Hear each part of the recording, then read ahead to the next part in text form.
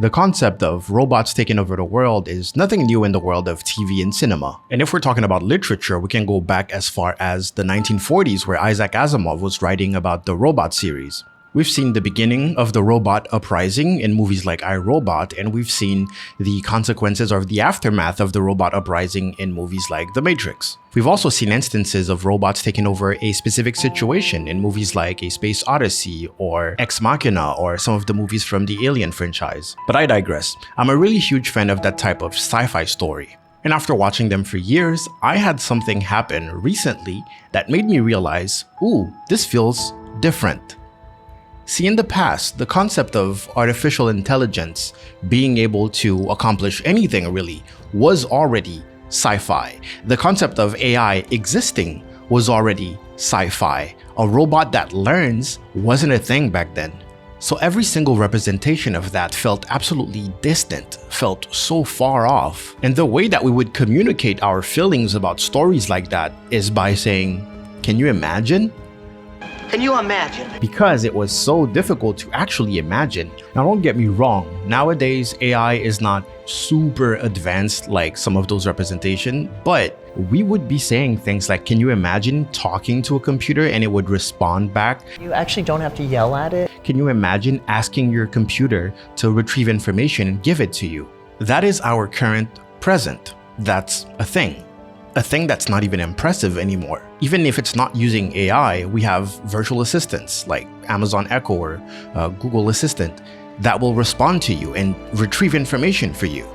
Okay, now, what does that mean for people who are currently writing those types of stories? How can you make AI look scary and distant when it's already so far advanced? That's what I started asking myself once I watched a movie called Afraid. I didn't really enjoy this movie. Think of me like another mom.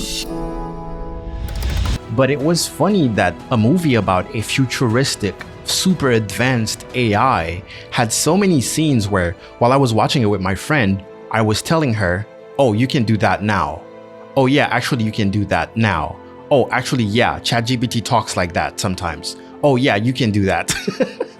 And it's to the point where some of the features that they were showing in the movie weren't utopian at all, because it's stuff that, oh, we can already do that. Or actually the technology we have right now can do better than your super futuristic evil AI. So the story immediately loses credibility because of it. So how can you possibly write a story where I'm scared and I can look at my friend and say, can you imagine? Because we don't have to imagine this. It's very easy to imagine this because it exists. And of course, right now I'm talking about the very basic features of this quote unquote futuristic AI, but technically we're already going through the evil part too. Now, don't get me wrong, I know that the technology is not inherently evil. It's what people decide to do with it. But some examples of pretty bad things that have been happening through the use of AI is scams, for example. People will call someone with the voice of their daughters crying, saying that they're in a pinch and they need money transferred to some account or something like that.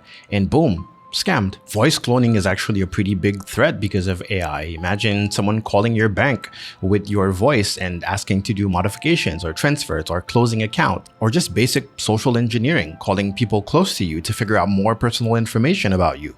Don't even get me started on generative AI. It can be as basic as generating art with the particular style of an artist without their consent and then selling this art. And it goes all the way up to using AI to undress people in their public photos, putting them in compromising situations, even blackmailing them. We've seen government profiles not shy of using generative AI on social media. It of course starts with, hey, look at this funny artwork of the president. But eventually it'll be, hey, we don't like your political views, so we generated a video of you committing atrocities, and no one on Facebook will dispute it. All that to say, we're currently living the artificial intelligence nightmare. So now all the TV writers have to put in work to figure out what is scarier than the present. What can make us go, huh, can you imagine? Can you imagine? Thank you so much for watching. My name is Gahel Level and I cannot shut up about movies and TV, so this is the channel if you want to hear about all my ramblings. Just to clarify a couple of things about the whole AI, I know like this video's theme is about, AI horror. So I went pretty negative on what's currently happening, but that doesn't completely reflect my positions on AI. I'm not some AI hater, just like I'm not some AI lover in real life. I feel like I would need a couple hours to actually talk about my different position. AI is a very broad term. It encompasses so many things. So I'd have to go subject by subject on everything related to AI to really give you an idea of what I think. One thing I know for sure is that since companies decided that AI is here to stay, there's little we can really do about it. I definitely encourage people who are against it to keep on speaking up, even though I believe it's going to be inevitable and we're going to have to go through all of the awful things that are used with AI until it gets regulated, until we find a way to prevent all that bad stuff in order to finally get to the good stuff. Because the good stuff, I believe, will be worth it. I just really, really hope that we can manage the casualties of unregulated AI use until then. Unfortunately, about 20 years ago, we decided that the majority of our lives would be spent on the internet, which means that whatever company owns the websites that we visit the most kind of have a lot of control over us. And if they say that we're going to be using AI and they're going to implement AI and AI is going to read every little thing that we put online, it's going to be fed, and there's not much we can do about it. As we often hear, if the product is free, that means that you are the product. So just like we were feeding Facebook with our personal information unprompted, are now feeding AI with our personal information, our likeness. And it's to a point where they don't have to steal anything anymore because we're giving it to them.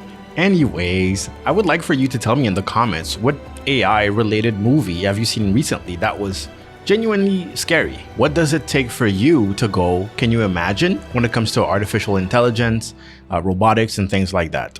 Thank you for watching. I've been Gal Level. Keep yapping about movies. Do you want to meet my friends?